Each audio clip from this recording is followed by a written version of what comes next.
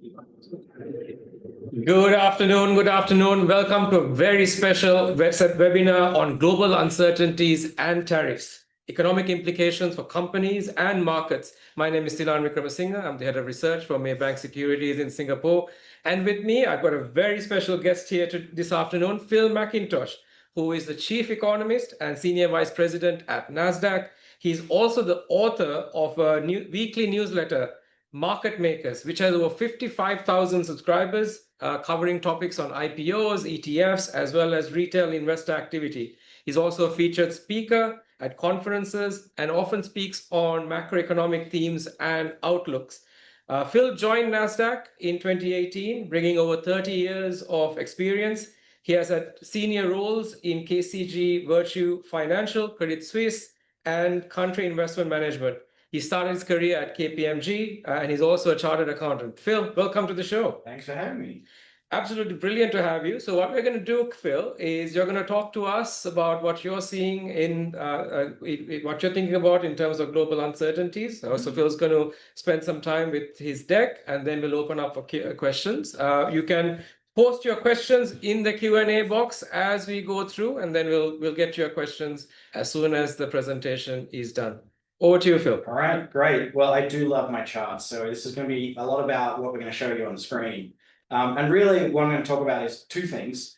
One is US deficits, and the other, because that's kind of a negative topic, is why is the stock market up? Nice positive ending. But if we start with the US deficits, there's actually two deficits to talk to. One is the fiscal deficit, which is becoming pretty topical given what's going on with the government borrowing and the One Big Beautiful Bill Act in the US. And so the problem that a lot of people think the US is facing is shown in this chart here, where you can see the level of debt to GDP is at levels we haven't really seen, except for at the very end of World War II. So a lot of debt, probably a lot of debt obviously means you've got to pay off all that debt, and the interest bill goes up as the debt bill goes up as well. The US, this is just federal debt. If you add in the state debt in the US, that's actually more leverage in the US economy than there is in Europe and the UK. So we have got quite a lot of borrowings in the US. And I think the thing that people worry about is it's not like that's going to end soon. So if you look at this chart here, you see the spending, the government spending on the top half and the tax revenue on the bottom half. And so things like Social Security, Medicare, Medicaid, that's not going to go down as the economy ages. So those things are hard to reduce. Defense spending is probably hard to reduce. Even the interest bill, if we're going to have more debt, unless rates come down, that's going to keep going up as well. So it looks like we're going to keep running a deficit. Even if you look at the increase in customs duty or the tariff revenues coming in, it's not going to be big enough to offset that deficit. So we're still expanding the debt, not actually fixing the debt, even with the tariffs. The market is starting to do some things that might actually reflect some risks coming through there. So what we're looking at in this chart, the long-term 10-year interest rate in the US has actually gone up since the election, while the short-term 2-year interest rate's gone down. And that's kind of unusual. Usually when rates go up, they all go up, and rates go down, they all go down. This could be telling us a couple of different things. It could just be normal, because if you want to put your money away for 10 years, you probably want a higher interest rate than if you're going to put it away for 2, just because you can't get back to your money. It could also be the market saying stagflation is a big risk with the tariff reform. So if we have tariffs implemented and it slows down trade and it slows down some industries because their prices go up and demand goes down, then GDP falls, you have a recession. The first thing governments want to do then is reduce interest rates to kind of boost the economy. But once we get through the recession, 10 years later, the 10-year rate is like, we probably have inflation from all of that. And so that could be what's going on too. Or third possibility is the market is saying, with all the debt the US is running, maybe we're okay with US federal debt credit risk for the next 2 years, but if I start thinking 10 years out, I want to price in a bit more just to cover my risk. So there's a lot going on in the US market on the Treasury side. The other thing that we started to see since the tariff war started is the US dollar is totally dislocated from those 10-year rates. So here again, we're looking at the 10-year interest rate in the dark color, and the green is the US dollar. And normally when the rates go up, the US dollar goes up, which makes sense because if you want to buy US treasuries for their higher interest rate, you have to buy US dollars to buy the treasuries. So you're buying the US dollar as well. This dislocation could be a bunch of things as well, though. It could be people saying, well, if there's less trade, we need less demand for US dollars because people won't be spending as much on US dollar trade, and so the discount starts to get priced in. It could also just be cyclical. If you look at the US dollar over decades, it tends to have cycles. We're at the top of a cycle right now. So this 10 or 11% sell-off could just be the start of a more normal, even deeper cycle. So it could be a bunch of different things, but all interesting dislocations. In terms of whether the dislocation is going to happen really quickly, though, a lot of people think with this trade war that maybe the US dollar will sort of become a lot less relevant and that US treasuries might become not the risk-free asset. I kind of think that's hard to believe looking at how things work globally. So this chart here is looking at global actual trade. And the black area is trade that's done in US dollars. So obviously in Americas, that's a lot of US dollar trade. But even in the rest of the world, in the Asia Pacific, most trade is dollar denominated. It's only Europe where there's more of the euro. And in theory, that's a lot of, in practice, it's a lot of Europeans trading with Europeans. So Germans sell to French and they do it in euros. But no other region in the world has any exposures that are material to other currencies. In terms of the debt and who's buying the debt, whether maybe you could even retaliate against tariffs by selling treasuries. This chart here, I think it shows a couple of interesting things. The first thing is the little tiny dip at the very, very end isn't really material. So the foreigners don't look like they've been selling treasuries yet in the data. But the other thing is, I think maybe if we went back 10 years ago, foreigners were half of the buying of treasuries or half of the owners of treasuries. Since the expansion of the US deficit, you've seen quite a lot of domestic demand. So it's not that much of a risk. If foreigners start selling, there is some domestic demand in the system as well. So it's not the only people that buy US treasuries are foreigners. And I think the problem for foreigners that want to diversify away from US treasuries is this chart, which is where else would you put your money? There just isn't enough debt in the world, especially low risk debt, to transfer into. The Europeans have got a little bit of debt. They could probably restructure it and make like Euro bonds, but it's not really going to create an opportunity that's sizable enough to move out of the US dollar debt quickly and significantly. So the second deficit is the trade deficit, which is much more related to the tariff problems that everyone in the world is dealing with right now. And it's been interesting listening to some of Trump's trade representatives kind of explain more details about why they're trying to do what they're doing. And this chart to me is one of the common threads in their story. This is looking at the US trade deficit, and the US economy is very consumer driven, but the US consumer loves to buy things that are mostly made overseas. So we import a lot of things and we don't export enough to make basically offset that. And so the trade deficit in this chart at 30 years, consistently negative. Trying to close that down is one of the objectives of the tariff war. And so if you look at why do they want to do that, I think this chart is another interesting piece of the thread. If you look at the US economy, this goes back to the 1800s, but if we kind of start at 1970, where that faint red bar is, the US economy was more than 40% industry manufacturing. Now it's less than 20%. And so that's changed the mix of labor. It's changed the mix of the economy significantly. We're now 80% services, just 20% goods. The problem with that is this chart, and if you look at the pink line, the jobs in manufacturing in that same period have gone from 1 in 4 people to less than 1 in 10. And so what are those people now doing? Waiting tables, working Starbucks, like lower paying jobs. And so what the administration really wants to do is create manufacturing jobs which have higher pay so that people can be like elevated into the middle class and sort of earn more money with more robust jobs. So that's the objective. That's what they're trying to achieve. I think the reason tariffs are required is basically what you see in this chart. It costs a lot more to employ a worker in America than it costs to employ a worker in almost any other country. And so obviously, the companies that are hiring in America kind of need a bit of help because the cost base that they're running on the labor side is so much higher. And so having tariffs on things coming in is going to kind of make US companies a little bit more competitive with the goods that are being imported from other cheaper countries. So that's the tariff war. Why? What about the how? Like, how are we calculating tariffs? What's been going on? And it's not just the Liberation Day tariffs. This timeline here shows you an awful lot of different things, and it's actually missing quite a lot of news. But there are tariffs on metals. There's been tariffs on different countries, China, Mexico, Canada, right at the start there for totally different reasons. There's been threats to Europe. If you kind of look at the right-hand side of 50% tariffs just to get them to come to the table and then climb downs off that. But the big spike that you see in the middle of that chart is the Liberation Day tariffs. They're the ones that affect all different countries and maybe differently. And so what the administration, again, is trying to do with the way they structure those Liberation Day tariffs is manage to trade deficits country by country by country. And so what this chart here shows is the bigger the country, the bigger the trade relationship with the US, the darker the red, the bigger the trade deficit. And when you read the news, you hear about Mexico, you hear about China, you hear about Germany and Ireland, and you hear about like some of the Asian countries that are all very big and very red as well. And so it's no surprise when they announce the tariffs that those are the countries with higher tariffs generally.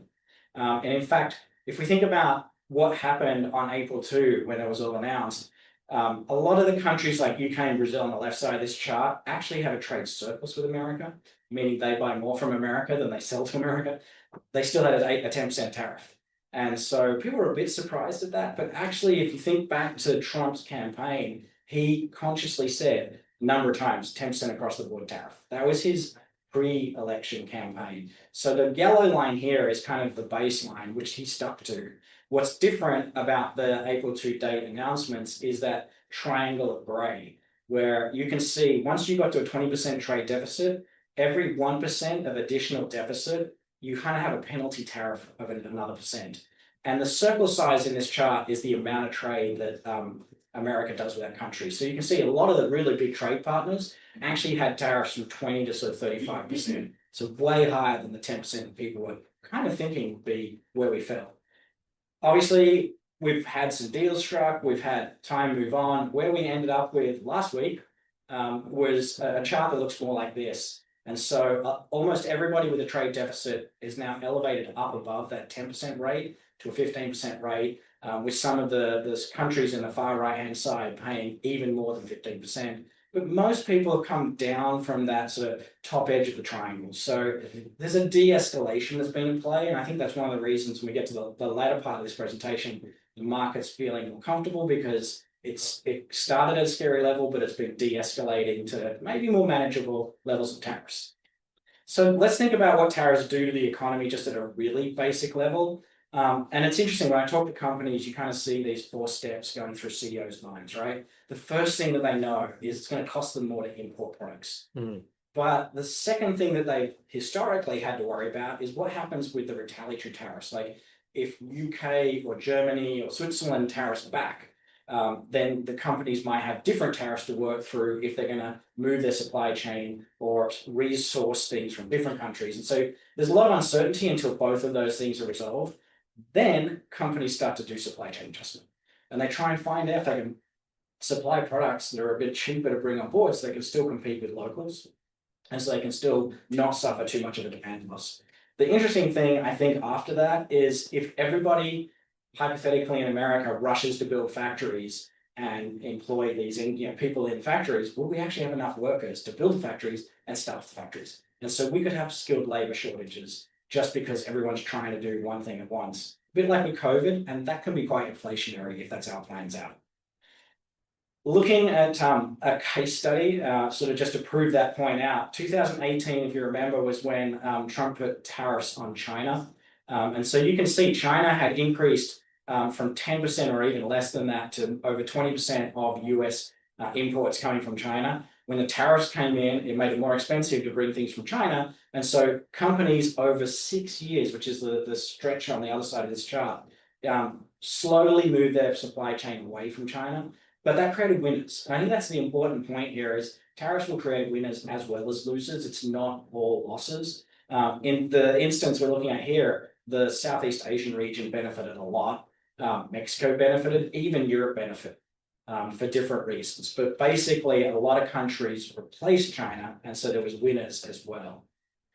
If we look at the stock market and what it's saying about winners and losers, because it's a little bit better at being forward-looking, ever since we started talking about tariffs at the start of this chart, America has underperformed the rest of the world. So the market is saying, you know what, the tariffs are probably going to hurt America more than they're going to hurt most countries in the world.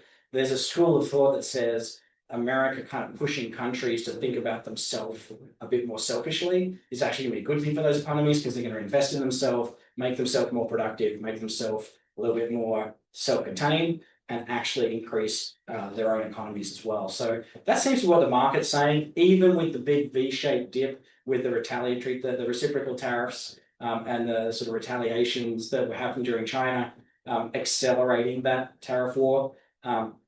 You still saw the outperformance maintained. So it wasn't like the reciprocal tariffs when they were announced made all those foreign markets underperform.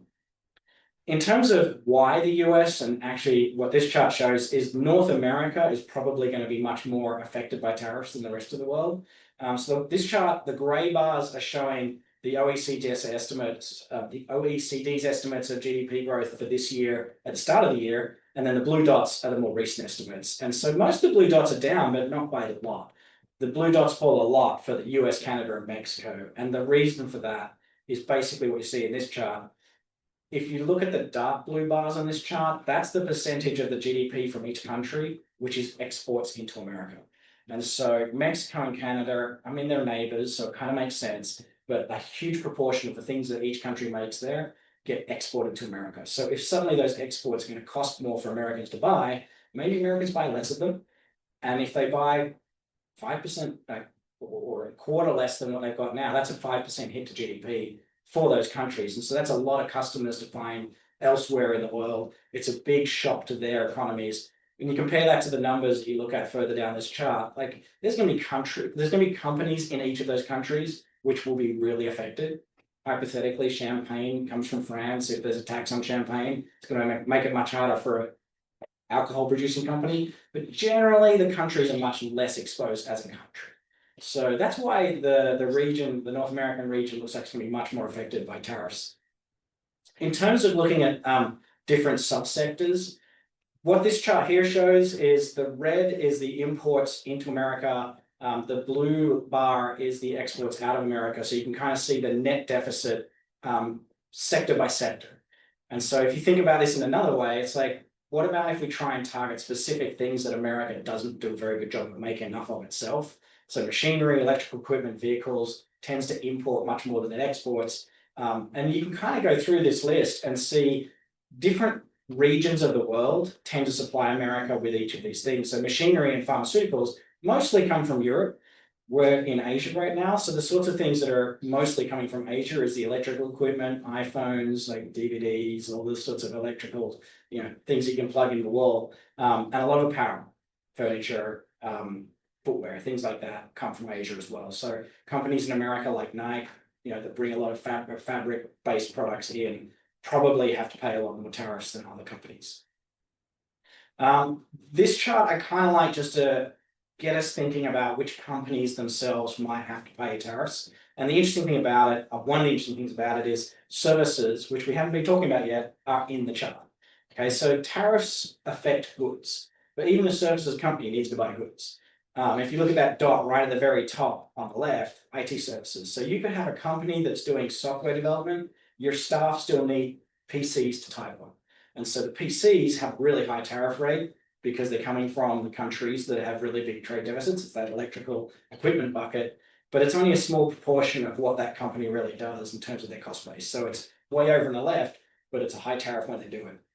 And you can see all the other different pieces. Like the tariff rate depends on which country you end up getting things from, and the proportion of imported content, which is how far to the right we go, really means how much Americans might end up paying tariffs because you just can't get stuff anywhere else.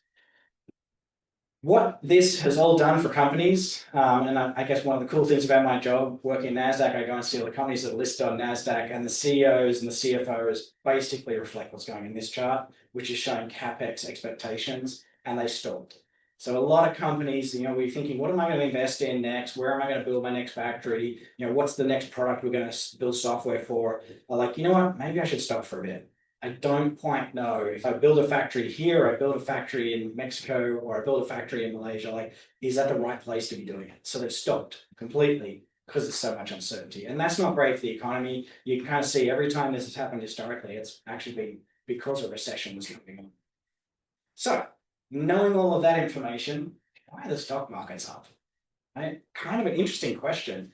And if you think about what the stock markets have done this year, I like the way Piper Sandler sort of color scale this. Because at the start of the year, you can see we were basically in a Goldilocks economy, that green zone. And we were. We had inflation under control, interest rates were coming down around the world, wage growth had been a little bit stronger than interest rate than inflation. So we had real wage growth, which meant consumers were starting to spend more, which meant companies were going to earn more profit. It was all good for stock markets. And then the tariff war happened. That's the big V shape that we see in this chart. When we went from 3% tariff to the highs to the 25% average tariff, a lot of people looking at company profitability are like, 25% tariff, that's a lot of extra cost. That's going to be margin compression. That's going to affect some industries so much they might have to shut down because they can't effectively compete internationally if that's what they've got to pay. And so there was worries about layoffs, there was worries about recession. Then we saw the sort of climb down the de-escalation phase, and we saw that in the dots. And as the de-escalation started to look like it was actually happening, so UK got a deal, Europe got a deal, it was much lower than their initial tariff implementation. The market's like, you know what? A lower tariff rate probably isn't going to kill the economy. Margins still could be okay, prices could go up a little, and companies could actually still be profitable. And so we've kind of gone back up to the Goldilocks zone at the moment, even though when this chart was drawn, we were expecting a 13% tariff. The last number I saw after last week was an 18% average rate. The stock market obviously thinks companies can deal with that. And one of the reasons why is this chart, which looks at the average margin of companies. And so even if you're looking at mid caps and small cap companies, they run a profit margin of about 7%. So unless they're bringing everything in and just reselling it, if it's a piece of their inputs and it gets value enhanced and then sold to customers, you can probably deal with 7% margin to absorb some of the tariffs, maybe put prices up a little bit. I guess what we're seeing is tariff revenue is real, and the tariff revenue is pretty significantly different than it has been historically. So we're actually seeing already about $25 billion a month more tariff revenue coming in. So the tariffs are definitely happening. We can start to see what companies are doing now as well. So this chart here, as you go to the right, more of the products in America are imported. As you go up, the prices have been going up more. And so you can see that gray line seems to show that the products that we're importing a lot of have the prices going up more. So it does look like goods that have a lot of imports will have more tariffs, starting to see prices going up. That's one way to fix for the tariff problem, pass it on to the consumer. The other is to absorb it and maybe shrink your margin a bit. And what this chart here, looking at Q2 earnings, shows is it seems to be that's happening as well.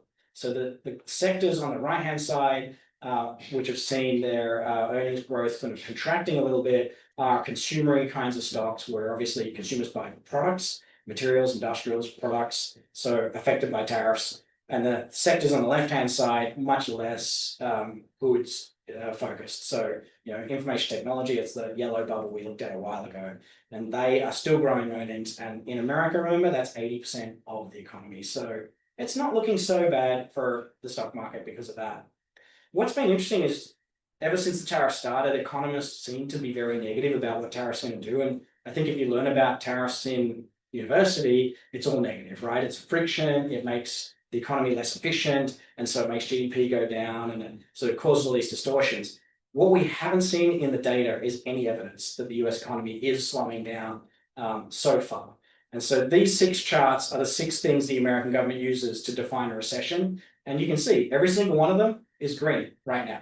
The only thing that's really been sort of not so strong is industrial output, which is obviously related to manufacturing. But if we look at the US economy and industrial output in a different way, the way this chart here works, the green is the PMIs, which is a survey of companies in the services sector. And the survey has been above that black line, so expansionary territory. Even with, we had the massive spike of recovery from COVID, but even as we've sort of calmed back down, it's stayed positive almost all the way through the last couple of years.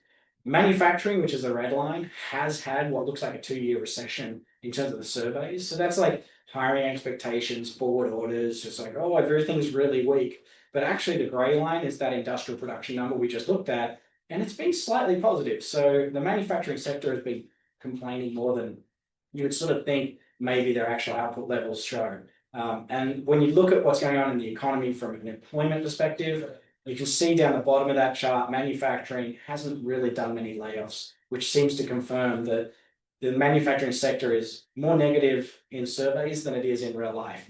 In general, there's been net hiring, very few layoffs. A lot of the consumer is still confident because they don't know people that lost their jobs. They don't feel like their job is at risk. And there's still quite a lot of jobs going out there in things like health services and even in hospitality. So the employment market's been holding up, and that's been helping the consumer keep spending. The other thing is, if you think about what the Fed's looking at, the underlying economy is in pretty good shape. So the dual mandate, full employment, well, you can see the unemployment rate, 4.2%. I could go back to the 1950s. That's a really strong employment number, very low unemployment. So, complements what we just said. Not many people lost their jobs. Workers feel pretty safe to keep spending, which is good. Even in Europe, that's a record low since the European region's been formed of unemployment. So the job market's pretty good. And then if we think about the inflation bubble, around the world, it has been popped. All right. A lot of countries are very close to the 2% target that the central banks say they want. And so really, tick off both of those objectives, there's no reason why rates shouldn't come back down to lower levels. And around the world, that's been happening. What's interesting is looking at the dark blue line, which is the US. It was happening until the tariff war started. And then the Fed kind of put a pause on things because they didn't know whether tariffs would add to price inflation or cause a recession. And so they just stopped.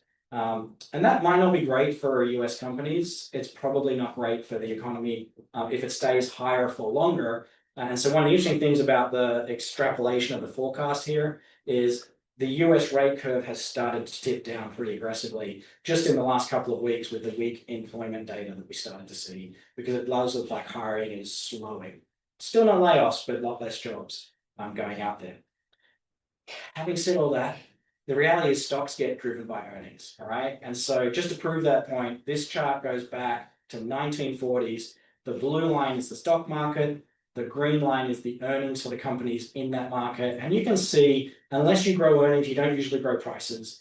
When earnings fall, usually from recessions, which are those gray bars, the market does tend to sell off a bit, but not as much as the earnings contract because earnings will recover. And so the stock market is really mostly driven by earnings and earnings growth.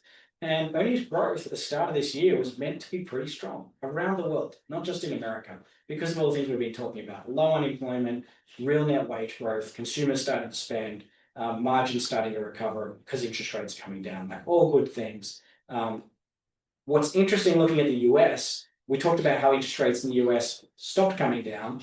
That's actually going to be a headwind for small cap stocks more than large cap stocks. So this chart here shows the proportion of the profitability of each company, each like market cap group that's being soaked up by interest expense. And the small cap, that green line's got very close to 50% of their profit is getting taken away by interest expense because interest rates are still pretty high in America, especially for small cap stocks. So rates coming down for that group would really help. Even if we look at the large cap space though, earnings have been really quite strong. Earnings growth here has been really positive since 2023. And if you look at the current box, we were expecting growth above 5%. The thing about American companies is the CEOs tend to be very good at managing down expectations and then beating. And so the orange zone is what everybody expects the beat to get to. And it looks like we're heading for that. The impact of tariffs is that gray box. So there's a little bit of a drag, but not as much of a drag as people think. $25 billion a month. And then coming out of that, the expectation is for earnings recover even more. I think the one thing to sort of wrap this all together though, is we've been talking a lot about the economy. We started to talk about earnings. The economy is not actually what's driving the earnings growth in America. If you look at what is driving earnings, you can see in this chart, this is looking at earnings for US small cap, which is green, for Asia, which is red, and for the NASDAQ, which is the blue. And the NASDAQ has been beating all the other indexes for earnings for a long time. So there's real earnings going into those NASDAQ 100 companies, much more strongly than going into European stocks or Asian stocks or even US small cap stocks. If we take the dots at the end of that chart, and then we compare those dots to what's actually been happening with price changes, you can see it's correlated. So the NASDAQ 100 has outperformed the S&P 500, which has outperformed Asia, but so have the earnings. The question is, where are these earnings coming from? And there's a little hint if you know how the NASDAQ 100 works. It's all NASDAQ listed companies. It's the top 100 companies, so it's all the mega caps. It's the Amazons, the Apples, it's your Mag 7 stocks are a large chunk of the NASDAQ 100, a decent chunk of the S&P 5, but not anywhere else. And so what you're effectively getting exposure to in that index is the Mag 7 and the AI trade, basically. And so if we look at the actual spending and the real revenues for all these companies coming from the hyperscaling and the building out of AI, you can see the growth rates of the spend for AI has been going up and up and up. So every time you think the PE multiples look expensive, the growth tends to catch up. And it's like, well, the market was correctly pricing in the growth. So this is really not economics. This is a like sea change in what's driving the economy in the future, which is spending on AI. And the one thing that could be really important about this, if AI is good for the world, it's going to make everything more productive. What I'm showing here is productivity gains throughout like about 50 years. And you can see some countries like Korea and Taiwan, even China more recently, being able to invest in technology and in manufacturing and in high value products starts to grow your economy much more quickly than other regions. And so if AI can do this for every country, it can actually increase the GDP for all the countries in the world, make everybody relatively better off. The reason that's really important, and especially for America, is coming back to our very first chart, which is we talked about the baseline forecast of the debt to GDP going up consistently because of the deficit that we're running. The green line there shows what happens to debt to GDP if we can grow GDP just a half a point per year more strongly. Imagine if we could do what happened when the internet started to do connectivity and productivity increased 2% per year. So suddenly this is a solution to the debt to GDP problem that got us started in the first place. So AI, it's driving the markets right now. It could also help solve some of the debt problems in the future. Brilliant. That was a lot to digest. There's a lot going on. So much going on. Deficits, tariffs, earnings, AI. So a lot to unpack. So if you have any questions, please do put them in the Q&A box, and I'll be more than happy to pass them on to Phil. But maybe let's start, Phil. Going back to, you talked about interest rates, right? Now, something that I actually noticed was in the last 40 years, right? Only once has the Fed actually cut rates when the core inflation was above 3%, and the 3-month change was greater than 0.3%. Yet, when you look at the September sort of potential for cuts, it's actually very, very high. So, is the 2% target dead? I mean, remember they went from a 2% target to a 2% average target for a start. I think the other thing is they don't use CPI, they use PCE, which is a different way of calculating inflation in America. It has a little bit different weights to healthcare and things like that. But the PCE has actually been running a bit lower than the CPI. Right. So I think those things might actually help the Fed not trigger the numbers you talked about. But also, if you're looking at the wage or the employment growth, it has been getting weaker. And the other thing that's happened in the sort of 30 years that we're talking about is the demographics of America have completely changed. So remember we talked about how the economy was in 1970, make America great again like it was in the 60s and 70s. We had birth rates that were expanding the population. We had young population building new houses, buying new cars, buying lots of white goods. Like we had a lot of natural demand just from the growth in the population and the young population. Right now, we have kind of the opposite. There's not enough kids coming into the workforce. People are retiring, needing Medicare or Medicaid. And so it's quite a different economy than 30 or 40 years ago as well. And so I think if they're looking at demographics, even if inflation is running a little bit high now, there's a much stronger, I think, demographic drag on inflation that we have to worry about as well. It's going to be difficult to grow the economy if you've got a lot of people retiring and not many people coming into work. Gotcha. Yeah, that makes sense. Do you think there was massive front loading in the US before all these new reciprocal tariffs hit? I mean, there was definitely massive front loading when we knew the tariffs were coming. Right. So if you looked at the chart that I had for the deficit, it was running negative for 30 years, but then it sort of jagged down and jagged back up.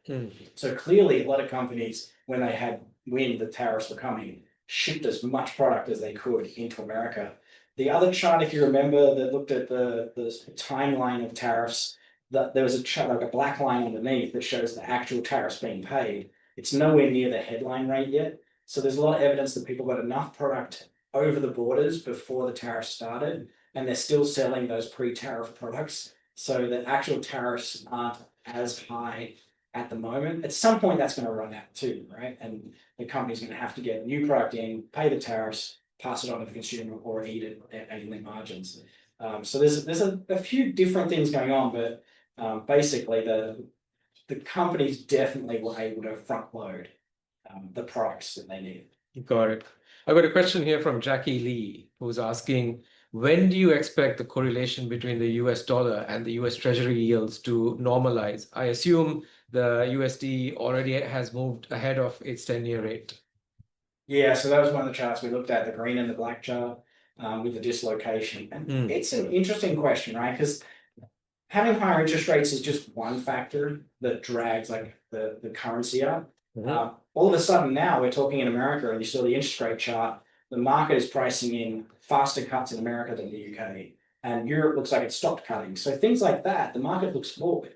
And maybe that actually makes the US dollar weaker because you know cuts are coming. So it's nothing to do with the rate differential now. The market's looking forward 2 years, and the rate differential might be smaller. So if Europe gets to 2%, and I think the US forecast in a year and a bit was 2.7, that's a much smaller advantage or attraction to bring currency over and buy treasuries. So things like that will actually pull the currency down. The other things are much longer term trends, like we talked about as well. Just the cyclicality of currencies. The US dollar is at a multi-decade kind of cycle high. And so there could just be downside as things change cyclically as well. Okay, so there could be a little bit of downside, more to go. It might not have anything to do with interest rates. Yeah. Yeah. Okay. Let's talk a little bit about AI, right? For your last chart, you showed how quickly AI capex was accelerating. That was very, very interesting. And you also said, we've seen productivity increases through the last few decades as well. But are you in fits and starts? In fits and starts. Yeah. But now with so much investments, like AI is not really new now. We've had, quite a bit of these technologies for the last few years. Where is that big productivity boost, or is that still? Wouldn't we love to know? Yeah. Yeah. So I was kind of thinking about this recently, and I was old enough.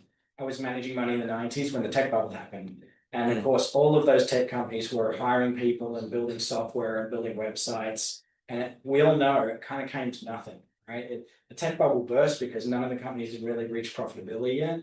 And you sort of saw what looked like this huge productivity boost disappear because productivity hadn't actually started either. What's interesting is in the noughties was when the internet really started to do connectivity, when people didn't need to data enter things 5 different times. And so the internet would just pass the data through, and all of a sudden you didn't need all the people, exporting, importing data. You created productivity gains. And that's the 2% extra productivity that we got for about 10 years. Sort of saw a productivity hump because of the internet. What's interesting is mobile phones came in, like the first iPhone, 2007. Yep. Which I kind of can't believe. I know, yeah. But you think of what we do with our phones would have boosted productivity. It doesn't really show up in the data. So I hope AI is more like the internet than it is mobile phones. And it does show up in the data, but it could be a decade-long lead. Right now, the revenue is in the people that are actually building the cloud compute to do the model factoring. What's really potentially beneficial is when the companies can use AI to, I don't want to say replace humans, but make humans more productive. And so, we have that productivity boost across all companies with lots of human labor costs and processes. And so that probably, you say it feels like AI has been around for a long time, but we're still factoring models. Right. We just started GPT-5. What about when companies have it deployed? And so my job changes. Like I don't need to put slide decks together and do all the reading that I do to put this, this kind of a deck together for people. I can just say, hey, I put together a nice deck that talks about tariffs and debt and show it to me, and I basically can start talking. Yeah. And that will make me more productive. but it's not happening yet. Yeah, actually, that's a question that Manohar is also kind of asking more from a valuation point of view. He's asking, is the S&P currently outrunning the positive effects of AI, especially when it comes from the big cap earnings? I mean, you think that, and then every quarter you see the growth of the spending in the capex, and it catches back up. Yeah. So I mean, you look at the Nvidia price earnings multiple, and it kind of goes up until earnings, and it comes back down. It goes up until earnings, and it comes back down. And basically, what you're seeing is the market is looking forward at earnings growth, and every time that they meet that earnings growth, it's like, oh, we were right to be looking forward. I guess the risk is at some point, almost all companies, technologies mature and stop having that ridiculously strong compounding growth rate. When that happens, we have to make sure we price that in as well. Right. So Nvidia might still earn a lot of money, but the growth is also being priced into the PE multiples. So we've got to be conscious that at some point we'll stop building data centers for AI to backtest models, and we'll start deploying it into companies. And then we got to think who's going to be the real winner from the productivity, cost savings, margin enhancement. Okay. Actually, so there is a question, not on the winners, but who are the losers from all this? Yeah, the chief economist at Vanguard's just written an interesting little book, and he talks about AI and how it will replace some jobs, but for a lot of jobs, it will just enhance them. And so one of the examples, because he's at Vanguard, he talks about investment advisors. And investment advisors spend a lot of time interviewing their customers, researching all the different mutual funds, trying to summarize which ones do what and how they're doing performance-wise. And then finally, they allocate assets to their customers. What AI could do is interview the customers, risk rank them, automatically summarize all the different investment possibilities, even maybe suggest the investments. And so you can just deploy and asset manage for the customer and not do all of the admin on the back end. And he talks about AI enhancing or sort of augmenting their job and making them more productive. And then he talks about other jobs. And I think if you look at Waymo in America, which is self-driving cars, that could replace jobs, right? And he basically says if it's a human process-driven job, like low process, you could replace the human. But if it's a human that still has some creativity and sort of background knowledge, then you can augment their jobs. And so I think if you want to sort of think about where the costs are going to be in terms of jobs, you've got to find a job that's kind of boring for humans to do. And they might be the jobs that get replaced. But a lot of the jobs that are interesting for humans to do might become more interesting. And the other thing I think that's worth remembering is we've seen this play out many times. The Industrial Revolution is your perfect case study. You could see it in that chart of manufacturing even from the 70s right through to the current period. The actual amount of output in America from manufacturing hasn't really changed. It's just the employment that's gone down. And so all those people haven't become unemployed. They've gone off and done other things. So usually when you free up labor, it finds other places to be deployed. You could end up with more interesting jobs. Yeah. No, I think I fully agree with you. I think every generation, they say the similar technology of the generation is always doom and gloom. It's going to create a lot of losses, but in actual fact, we've actually seen more and more growth. Yeah, typically. Yeah. Okay, so still staying with that theme, I've got a very interesting question from Sharon, who's saying, we have focused on AI. Yep. What about robotics? Will we see increasing commercialization of robotics, especially in the manufacturing and supply chain space globally? If this, in combination with AI, reduces jobs, redesigning job scopes, will this impact the economy if people are out of a job, especially putting higher risk of recession going in? That's like 5 questions in one. I know.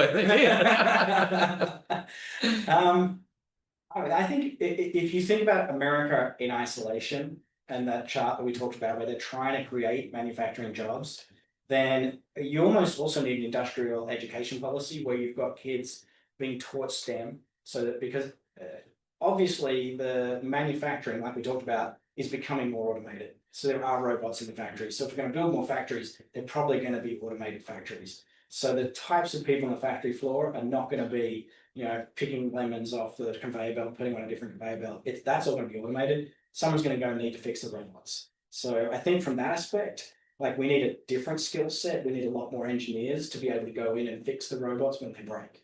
100%. The other thing that we were talking about a while ago, though, is the demographics, right? And so globally, there's only one continent that's having enough babies to grow their population, and that's Africa. So even in Asia, India is growing, but China is shrinking so much that it more than offsets it. Every continent is going to have an aging workforce, a shrinking workforce, so an aging population, shrinking workforce. So the loss of jobs, if we're lucky, and this is not something you can engineer, but if we're lucky, like AI will replace jobs, hopefully, as the people aren't available for work either. And so we might end up in a place that helps us all retire because we won't have that many workers coming through. I mean, demographics is a multi-decade thing to change. China has gone from 1-child, 2-child to 3-child policy. People still don't want to have babies. So it's going to be really hard to get the population to grow. AI might be the thing that helps us keep GDP at the levels it was at, even with less workers. Yep. Got it. Actually, so I want to bring our conversation a little bit. Let's move away from AI. Let's talk a little bit more about tariffs, especially the region that we are in Asia. I've got a question from Seng Yao, but I want to kind of marry that with another question as well. So the question from Seng Yao is, what about sectoral tariffs on things like semicon? What do you think will be the likely outcome of Section 232 investigations? And just to add to that, when you think about Singapore, where semicons and pharma are two of the biggest exports out of Singapore, despite the fact that we've only got the 10% baseline tariff, that actually puts a lot of uncertainty around Singapore. So, and Trump has threatened 250% pharma tariffs, so in 1 year, 1.5 years. So, how credible do you think these are? I mean, we know one thing we know, right? Trump is open for negotiation. So what we're hearing right now is probably not the end state, especially for the things like pharma and chips that are not completely decided.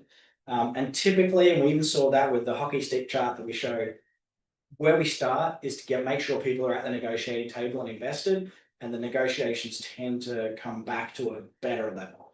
So I guess for most of the countries in the world, and even for a lot of companies with complex supply chains in America, fingers crossed we get a rational enough solution that it doesn't completely destroy a production or a sort of a business model, a country's economy. But we don't know. Like this has been 6 months of fairly high uncertainty. I mean, there's a couple of indexes that you can track.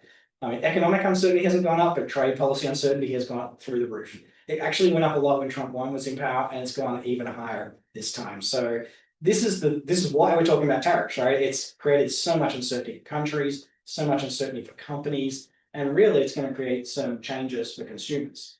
If prices start to go up, what do we do? Do we buy less of stuff? Do we buy less of other stuff so we can still buy the thing that's gone up? Or do we have wages that go up as well? I mean, we don't really know how we're going to work through all of that yet. And so it's difficult to answer that question because we just don't know. There is still uncertainty.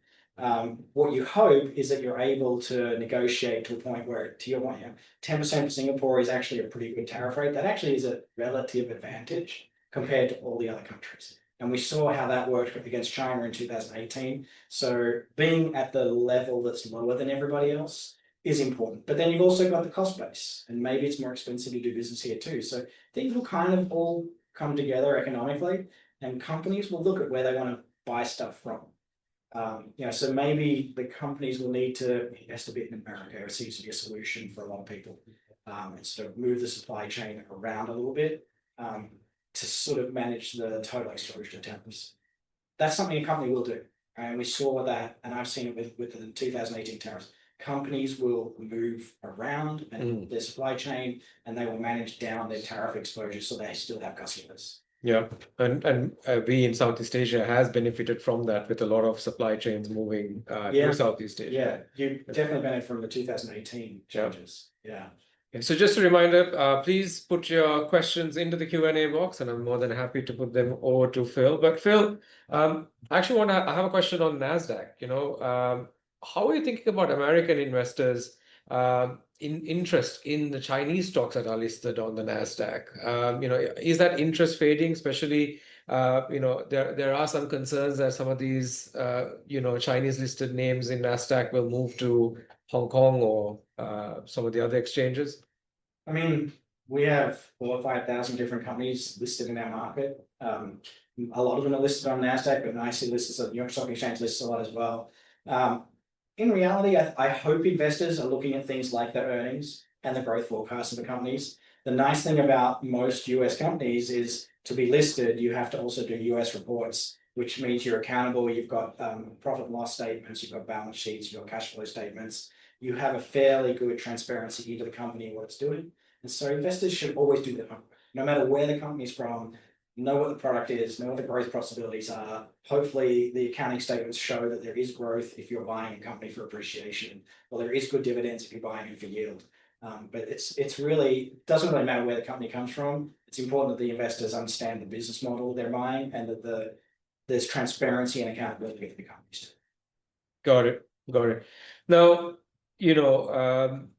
let's talk about data, right? I mean, all our, all your decks has a lot of data in it. Yeah. Data is brilliant, but only if it's believable and only if it's accurate and if it's fair, right? And one of the things that we have seen, especially with the recent Trump firing of the Labor Statistics Commissioner, and the replacement is a top MAGA Republican who's actually called for suspending the monthly jobs report. Now, for years in this part of the world, we've always had these questions around integrity and quality of Chinese data. Are we heading the same way with the US as well? I mean, I hope not. And the reality is, I mean, the cool thing about my job is I also get to see bank economists trying to work out what's going on with the economy before the official data comes out. So there's a lot of alternate data sources that people are able to use to forecast what the real data will be before the real data comes out. And so I think there is enough data out there now, and it's probably only going to get better, that someone who's really looking at the markets will be able to use alternate data to verify the real data. And we have credit card receipts, we have companies like ADP putting workforce data in. So there's all these other ways to look at the directionality and the growth or not growth of the different data sets. So I hope the integrity of the data stays. But I mean, even the discussion we just had a minute ago about CPI versus the PCE measures of inflation, it's like, how could America have two totally different inflation calculations? And when you think about it, it makes total sense. Healthcare, I don't pay for because in America, it's part of my employment contract. But if healthcare costs go up, my employer kind of has to consider whether they pay me a pay rise or pay for my healthcare. So it's an important inflationary number. And so the different data series include things differently. So hopefully there's a good reason for doing anything that they do, but there's also alternate data that I think the marketplace will be able to understand the economy in the US pretty well anyway. I think generally the data transparency is a lot higher now, that it's not just driven by one single source anymore. Yeah, most government data kind of confirms what everybody, I mean, that's why we have expectations, isn't it? Yeah. And it's kind of ironic because you look at the CPI data that came out in the US this week, and it was basically in line with expectations. It's like, how do we have expectations that are perfectly in line with the CPI data? It's like, because there's all this other data that you're able to ingest ahead of time, look at spending patterns, look at prices people are paying, do surveys yourself to verify. And the forecasts are usually pretty spot on. Okay, I've got another question here that says, what are the top 3 or 4 areas you feel a conservative investor should focus on in this dynamic economy? Is it equities, corporate bonds, currencies? And with this amount of volatility, how robust are the business plans of corporations? I mean, you speak to a lot of NASDAQ companies. What are the sort of confidence levels like? I mean, the good thing about a company is they can be dynamic, right? The CEO doesn't want to lose his job, the staff don't want to lose their job. So they're going to try to move in a direction that keeps making the company sales and profits. So from that aspect, I mean, I personally like income generating assets, whether it's stocks as a universe or even bonds, which pay interest over things like commodities potentially. I realize there's diversification benefits of commodities, but commodities, you've got to pay to store them. Whereas companies and bonds are going to at least pay you an income stream, even if times get tough. So how you blend that, I think could depend on things like your outlook for interest rates, your outlook for earnings growth, whether you think a recession's coming. You saw in my chart, like the prices do fall when recessions come. It might be temporary, good buying opportunity potentially, but yeah, I love diversified portfolios. Personally, I love ETFs. Yep. But that's also because I'm so busy and I can't watch a screen and trade all day. So an ETF is a nice set and forget investment for me. What about crypto? Is that part of the It's diversification not plan? part of my portfolio. I mean, I would love to see, what crypto can do in terms of whether it can make things much more, I guess, efficient on financial transactions. And maybe it's like AI, like it feels like it's been around forever. It still doesn't actually do that much in the way of real world transactions. So I think we're still finding out what the solution or the problem set for crypto really is. I think one of the things that became more clear to me, and I think you can see it in the US regulations too, is a stable coin is very different than a token, right? A stable coin is more like an ETF or a managed fund. It's got a net asset value because they buy the asset that you're basically buying the token over. And so it has a net asset value, and theoretically you could collapse it back and get the underlying investment back. Whereas a token, it's a little bit more like tulips. It's worth what it's worth because people will buy it. And so, even the regulations are starting in Europe and in America are saying stable coins are very different than just general tokens. Got it. We only have a couple of more minutes left, but I do want to kind of touch a little bit on geopolitics. We've got quite a few flashpoints around the world. Russia, Middle East, China, US, all these uncertainties on the geopolitical side. And one of the things that we haven't really seen is them impacting the markets as much as what we have seen in the past cycles. So should we have the same level of weighting on geopolitics? I mean, I think we've been really lucky, right? I mean, the humanitarian costs are high, but I guess an economist can kind of look through some of that and say, why hasn't it affected the stock market? Why hasn't it affected asset prices? And we've been a bit lucky because the oil producing countries aren't really involved. I know Russia was a big oil producing country, but the supply chains shifted in about a year. You saw Europe, a lot of the inflation that Europe had during COVID wasn't actually COVID inflation, it was energy price inflation, while they restructured their supply chains away from Russia into the Middle East, into America more. But for the most part, the Middle East conflicts have avoided the oil producing countries and embargoes on oil, and the oil prices haven't had to go up. And so we've been a bit lucky there from an economic perspective. Got it. Phil, there's a lot more to talk about, but always is. there's just not enough time. So thank you everyone for joining us this afternoon, and thank you very much, Phil, for joining us and sharing your views. It's been great to be here. Thank you.